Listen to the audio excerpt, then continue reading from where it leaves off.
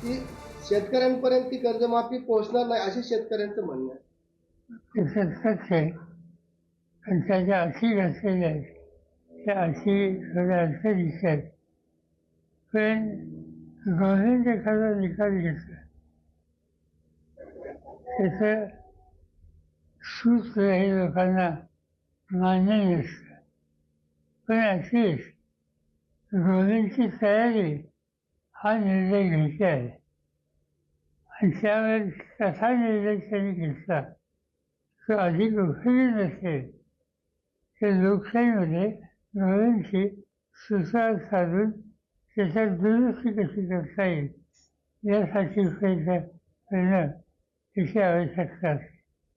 आणि मी माझ्या खुर्चीने एवढंच सांगितलं की माझा प्रयत्न आहे की महाराष्ट्राचे मुख्यमंत्री देशाचे कंथन लोक असतील त्यांच्याशी बोलून कर्जमाफीमध्ये जो निर्णय घेतला आहे त्याच्या ज्या कमतरता आहेत त्या कशा दूर करता येतील आणि शेतकऱ्यांना मदत करता कशी येता येईल.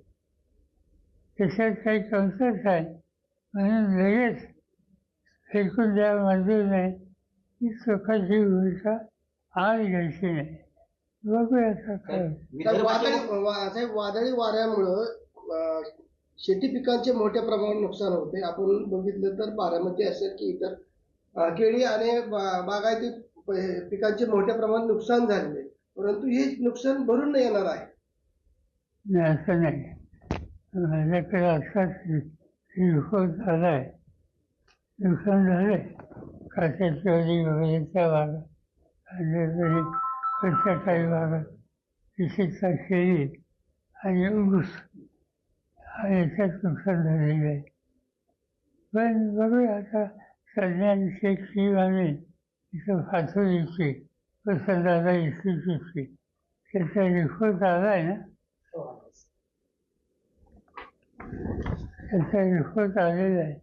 त्यांनी पाहणी केली आणि काय करायची गरज आहे त्याचं देखील आज निवेदन आमच्याकडे आलेलं आहे आणि याच्यामध्ये 5 शास्त्रज्ञ हे इथे येऊन गेलेले आहेत. बघूया आता निसर्ग हे काही तुमच्या माझ्या हातात. साहेब, तुम्हाला आता राजकीय देशाची आर्थिक राजकीय सामाजिक परिस्थिती कशी दिसते?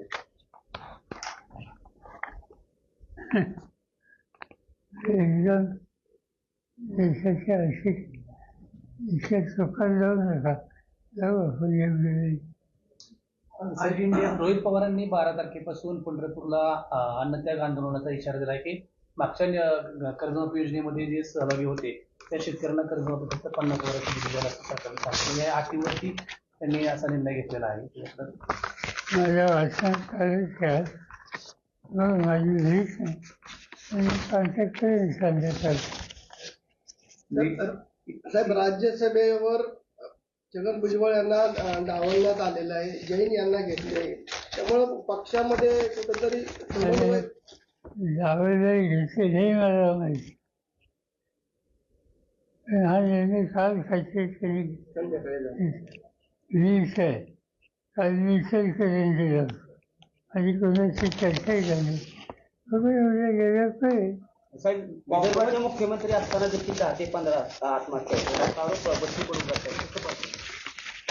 त्याचे काही भागात आत्महत्या होत आहेत ती वस्तुस्थिती सांगण्याचं असं नाही.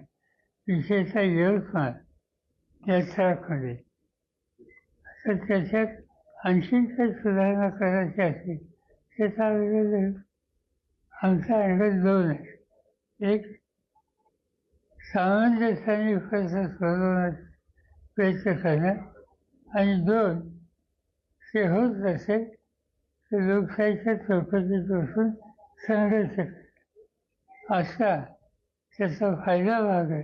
त्याच्यात मदत असते. साहेब, एकीकडे पाऊस पडतोय, पाऊस कमी सांगितलाय, दुसरीकडे वादळी वारा येत आहेत. कशा पद्धतीने यातून मार्ग काढायला पाहिजे असं सरकारने तुम्हाला वाटतं? वादळी वारा वाटे पाऊस त्याचा आपण काय मार्ग काढला. हिंदी में सर, हिंदी में इंडिया गठबंधन की आज निघाल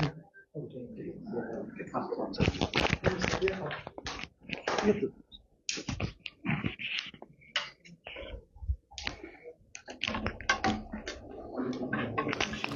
ज्येष्ठ नेते शरद पवार हे माध्यमांशी संवाद साधत होते. इंडिया आघाडीच्या बैठकीला सुप्रिया सुळे उपस्थित राहतील अशी माहिती त्यांनी माध्यमांशी बोलताना दिलेली आहे. तर शेतकऱ्यांच्या प्रश्नांवरही ते बोललेले आहेत. कोणीही टोकाची भूमिका घेऊ नये असंही मत शरद पवारांनी मांडलेलं आहे.